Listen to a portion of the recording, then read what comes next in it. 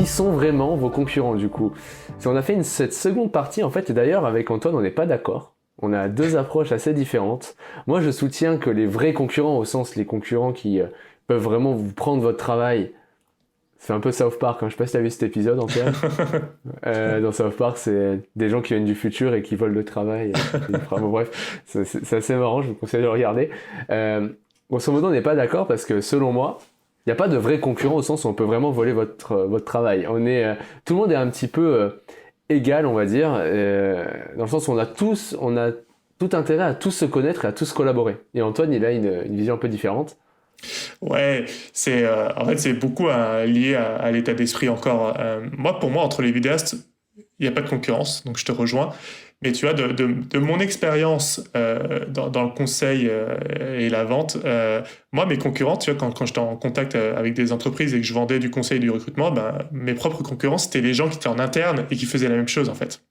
Parce qu'en fait, quand je sollicitais une entreprise qui me disait, c'est bien, en fait, j'ai envie de travailler avec vous, mais pourquoi payer 10 000 euros alors que j'ai déjà quelqu'un qui peut faire la même chose chez moi? En fait, je me retrouvais vraiment face à un concurrent. Et moi, pour moi, cette notion de concurrence, elle est là. C'est quand vraiment, il y a quelqu'un d'autre que vous qui fait une chose qui est complètement différente de vous, mais qui apporte un résultat similaire. Donc, ça peut être pour vous un responsable communication, marketing en interne. Ça peut être un autre freelance qui ne fait pas de la vidéo, mais qui peut apporter un résultat similaire à votre potentiel client. Donc ça peut être, je sais pas moi, ça peut être quelqu'un qui est dans le design, qui est web designer, qui est peut-être dans le motion design, qui est capable de communiquer finalement, mais sans faire de la vidéo, un pro du référencement. Si en fait le leitmotiv de votre client c'est d'être ultra visible sur Internet, en fait bien sûr qu'il y a la communication à travers des images et de la vidéo, mais il y a aussi le référencement qui peut aider. Donc si vous vous retrouvez face à un pro du référencement qui a fait des miracles avant vous, votre client il sera peut-être tenté de faire une vidéo, mais il sera peut-être tenté surtout de refaire du référencement puisque ça a déjà marché. Donc en fait, moi, c'est un peu plus cette notion-là de concurrence. Si on devait vraiment pointer du doigt qui sont les concurrents des vidéastes, ce serait en fait tous ceux qui apporteraient un résultat similaire sans faire de la vidéo. Ok, d'accord.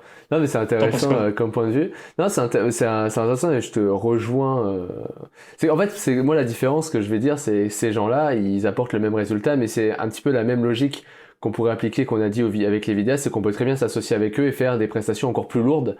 Comme par exemple, là dernièrement avec un client, j'ai dû faire de l'acquisition payante et j'ai essayé de trouver un mec. Bon, il s'avère que j'ai pas pu trouver ce gars-là, mais lui il a trouvé tout seul. Mais trouver un gars qui allait faire de l'acquisition payante, donc sur Facebook Ads, Instagram, tout ça, c'est les pubs en fait, tout simplement.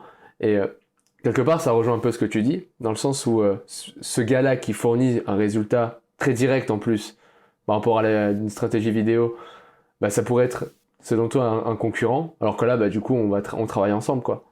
Ouais, donc, c'est toujours une histoire de comportement. Si t'es tout seul dans ton coin, ouais, en fait le gars qui fait des pubs Facebook c'est ton concurrent. En revanche, s'il fait partie de ton Dream 10, ça l'est plus. Tu vois, mais quand je dis ça aussi, c'est surtout pour rassurer les vidéastes, pour que le marché en fait des vidéastes se serre un peu les coudes, que je trouve que le marché des vidéastes en fait il devrait plus se protéger en considérant que les autres vidéastes en fait sont pas nos concurrents, tu vois, et là je suis certain qu'en fait le marché il ira peut-être un peu plus haut plus rapidement quoi.